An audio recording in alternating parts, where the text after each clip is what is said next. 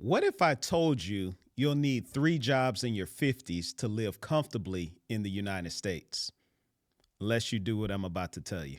All right, so check this out. A study I read recently said the average side hustle brings in about $885 per month. So take a second and think about if you had an extra $885 per month, what would that allow you to do in regards to your investing? Okay. So I'm not talking about paying off debt or any of those things in this episode. I'm specifically talking about creating a side hustle, having those extra funds, and being able to invest so you can take yourself to another level. Most of my clients are mid-career professionals. They have a job, but they need to accelerate their wealth building. Why? Because maybe like me in their 20s, they screwed a bunch of stuff up, had a bunch of debt. They've gotten rid of that stuff now, so they're playing catch up, right? But they have to do it in a way that's going to allow them to accelerate because they have a 9 to 5, right? So in our community, we've been taught, and I'm not knocking anybody else's community, by the way. I'm just telling you about my experience, right? So in my community, it was always told like, hey, don't do any MLMs, don't focus on anything outside of your job. You need to, live, breathe, eat your job. But really, that wasn't what a lot of other cultures were doing. I've talked about it before where the scarcity mindset that a lot of communities embed in their young people keep them from being risky in a way that allows them to go out and build some transitional wealth, right? So the first thing I'm gonna tell you about is build a circle of individuals around you. Now, I'm not saying a multi-level marketing. By the way, I'm not knocking MLMs at all. When I was in my 20s, MLM actually helped me tremendously find my own voice, learn how to sell because you're always selling. All right. I tell my students at TCU this all the time. You're either selling a product, a service, or you're selling yourself. So MLMs are actually a good training ground, if you will, for young people to be able to learn the nuances of sale because you're always selling. Even if you're trying to get a date, right? You got to sell yourself. So take that.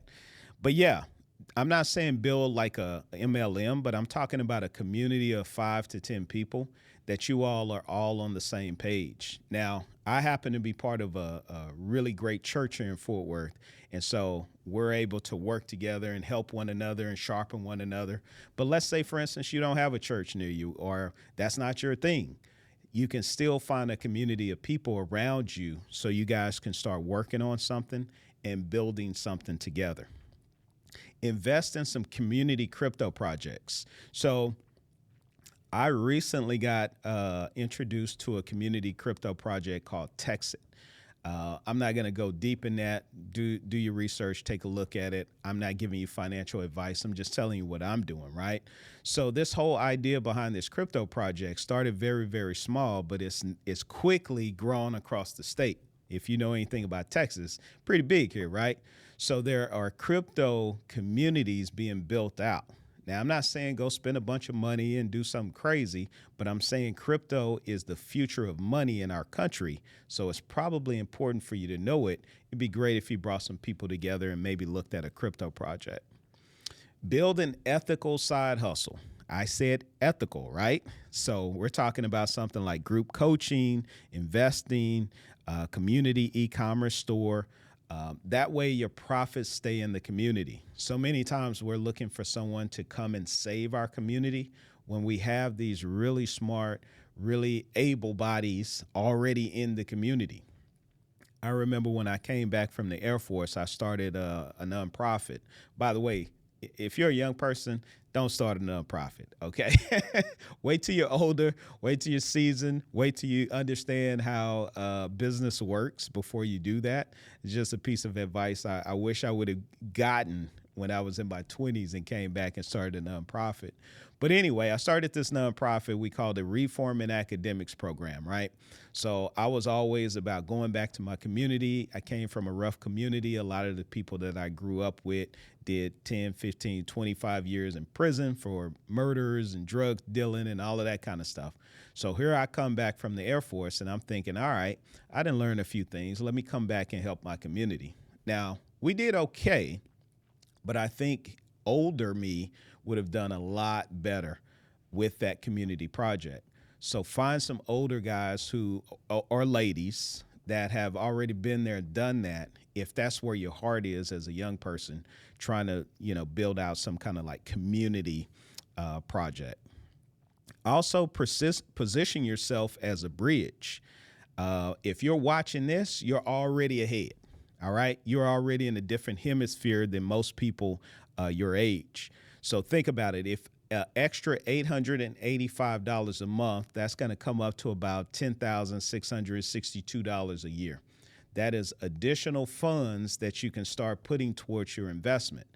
I've said it before, if you're 18, 19, or 20, and you're starting to put $100 away a month, by the time you get in your 60s, without inflation going to some crazy number, you're looking at about $1.3 to $2.3 million, just depending on where you have it invested, how fast it's growing, and what kind of interest you're getting on that money in a yearly basis. So you don't want to be an old cat trying to figure it out. Trust me, I've gotten to the age now where I've seen people who squandered their teens, their 20s, their 30s. Now they're in their 40s and their 50s, and they're trying to figure it out and play catch up. But because of things like AI, because of a shifting economy, because you have more people graduating from college than have jobs available.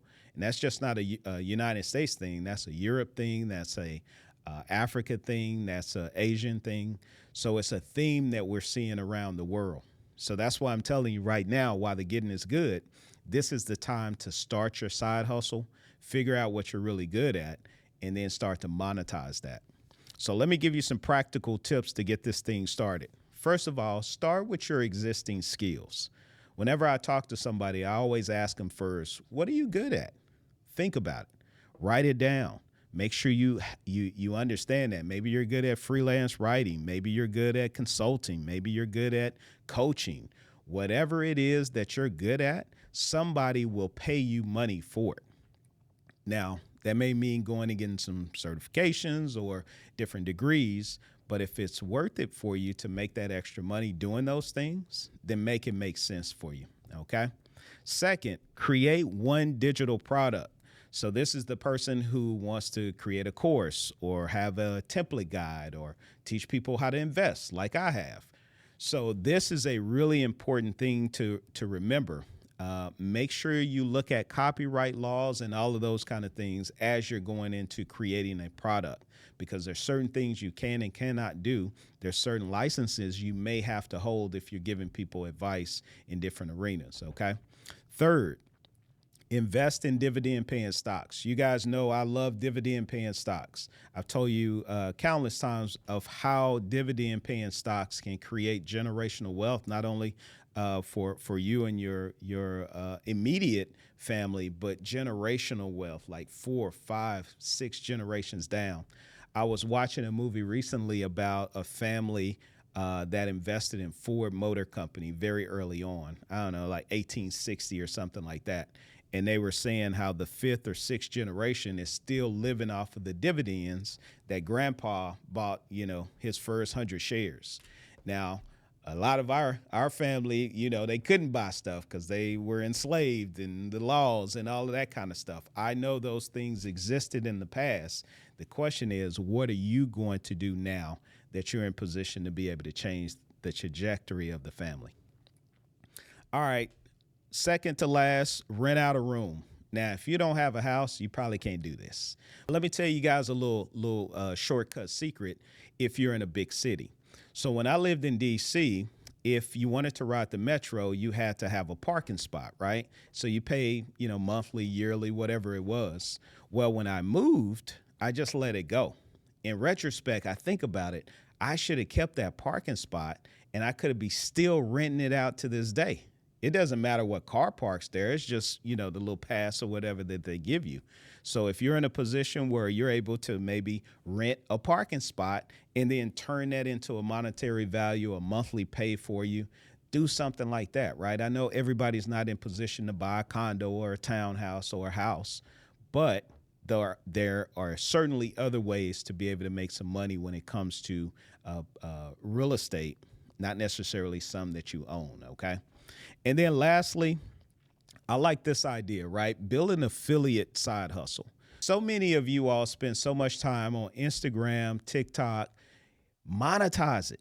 Figure a way to monetize it. Yes, it may be a lot of work, but if you're serious about putting yourself in position, so again, you're not a 50-year-old trying to figure it out with 3 jobs, by the way, then you're already in a better position, right? So figure out what it takes to become an affiliate. You're using the products already. Why not get a 10 to 30% commission off of it? I don't know how that works. I think it's a really good idea. And I think that as young people look for diversified ways to be able to create income, that's one of those that sticks out to me. If I was in my 20s, I would definitely be looking at trying to do something like that. All right, guys. So hopefully I said something to give you some game here. I'm always trying to come and be deliberate about the information that I give you because I know a lot of people out there are not getting poured into. And so that's what the whole idea behind QP Wealth Hub is, so we can help you make good investment decisions and start to get this financial literacy that so many other cultures have been teaching for decades, but we're just starting to really catch up to. But all right, we'll see you on the next episode. Think and Grow Rich.